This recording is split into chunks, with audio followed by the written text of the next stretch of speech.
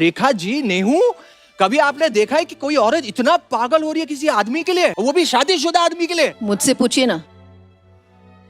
जून 3, 1973 अमिताभ बच्चन ने अपनी love of life से शादी कर ली, जो थी जया बच्चन। जंजीर मूवी 1973 में आई थी, जिसमें ये दोनों साथ में देखे गए थे और उसकी सक्सेस के बाद ही दोनों ने शादी कर ली थी। अब 1974 में हुई श्वेता बच्चन, देन 1976 में हुए अभिषेक बच्चन और बच्चन फैमिली हो गई कंप्लीट। सब कुछ अच्छा चल रहा था। अमिताभ बच्चन बहुत सारी मूवीज कर रहे थे और उन्हीं मूवीज में से एक मूवी थी दो अनजाने, जिसमें अमिताभ बच्चन के अपोजिट थी रेखा। दो अनजाने मूवी ने दो अनजान अमिताभ एंड रेखा को पास ला दिया। रेखा, जिनकी उस वक्त तक शादी नहीं हुई थी एंड अमिताभ बच्चन की हो चुकी थी, लेकिन फिर भी वो रेखा के बहुत पास आ गए थे। शुरुआत में इन दोनों का रिश्ता बहुत प्राइवेट था। ये दोनों रेखा के एक फ्रेंड के बंगलों में मिला करते थे, लेकिन फिर कुछ ऐसा हुआ जिससे इन दोनों का रिश्ता सबको पता लगना स्टार्ट हो गया था।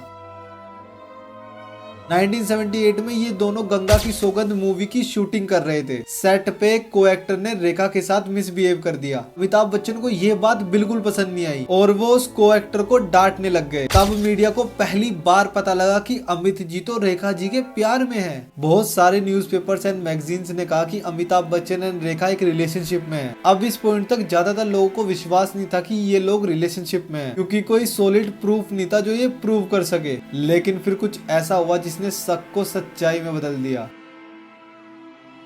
22 जनवरी 1980 बॉलीवुड के सुपरस्टार ऋषि कपूर एंड नीतू सिंह की शादी थी। शादी में बॉलीवुड के बहुत फेमस लोग आए हुए थे, बच्चन फैमिली भी आई हुई थी, लेकिन रेखा कहीं नहीं दिख रही थी। अब शादी है तो सबका ध्यान शादी पे था, लेकिन अचानक कुछ ऐसा हुआ जिसने सबका ध्यान शादी से हटा दिया। रेखा की एंट्री। सब लोग सिर्फ रेखा को देख रहे थे, इसलिए नहीं कि वो फेमस एक्ट्रेस है, बल्कि इसलिए क्योंकि रेखा ने मंगलसूत्र पहना हुआ था और रेखा की मांग में सिंदूर भी था। बट रेखा तो शादीशुदा नहीं थी, तो जितने लोग भी वहाँ थे सब सोच में पड़ गए कि रेखा शादीशुदा है। अब अमिताभ बच्चन उस शादी में थे, तो रेखा उनके पास गई और उनसे बात करना शुरू कर दिया। तो सब लोगों की नजर अमिताभ एंड रेखा पे थी और लोगों का शक सच्चाई में बदल गया। जया बच्चन जो उस शादी में मौजूद थी, उन्हें बहुत बुरा लगा और कुछ लोगों का तो ये भी कहना है कि वो ये सब देख के रोने भी लगी थी। इस इंसिडेंट के बाद जया बच्चन ने रेखा को अपने घर पे डिनर पे भी इनवाइट किया। बेसिकली वहाँ बुला के जया बच्चन ने रेखा को कहा कि वो अमिताभ बच्चन को नहीं छोड़ने वाली। तो अच्छा यही हुआ कि अपना बोरिया बिस्तरा उठाओ और अमित जी के दिल से निकल जाओ। लेकिन उसके बाद कुछ ऐसा हुआ जिसने इन तीनों की रियल लाइफ को पर्दे पे दिखाया।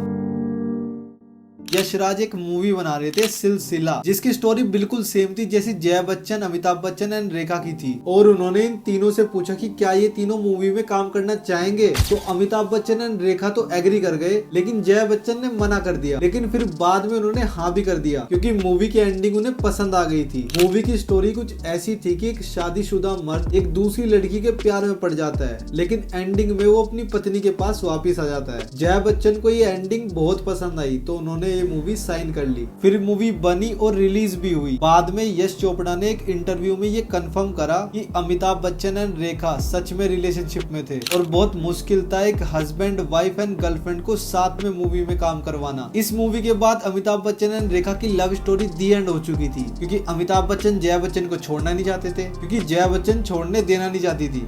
लेकिन रेखा उसके बाद भी मांग में सिंदूर भरती थी और गले में मंगलसूत्र पहनती थी। बहुत सारे इंटरव्यूज में उन्होंने कहा भी है कि वो अमिताभ बच्चन से कितना प्यार करती है। Passionately, insanely, desperately, especially hopelessly in love with him.